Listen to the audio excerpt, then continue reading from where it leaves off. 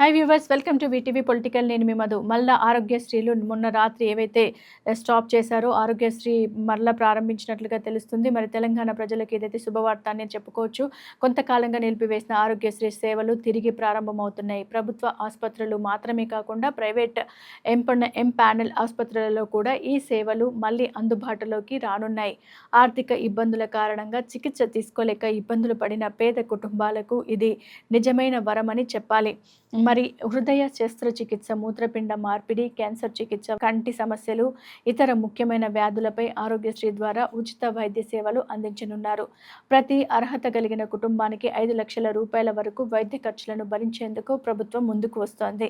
గ్రామీణ ప్రాంతాల్లోని ప్రజలకు కూడా ఈ సౌకర్యం చేరేలా ప్రత్యేక చర్యలు తీసుకుంటున్నామని అధికారులు వెల్లడించారు. ప్రభుత్వ లక్ష్యం పేదరికం వల్ల ఎవరు చికిత్సకు దూరం కాకూడదు అన్నదే. మరి ఆరోగ్యశ్రీ పునరుద్ధరణతో రాష్ట్ర వ్యాప్తంగా వేలాది మంది రోగులకు కొత్త ఆశ చిగురించినట్లయిందని, పేదలకు ఆరోగ్యం హక్కు అన్న భావనతో ప్రభుత్వం తీసుకున్న ఈ నిర్ణయం విశ్లేషంగా అభినందించబడుతోందని తెలియజేశారు. So keep watching on VTV. మరిన్ని లేటెస్ట్ అప్డేట్స్ కోసం వీటీవీని సబ్స్క్రైబ్ చేసుకోవడం మర్చిపోకండి.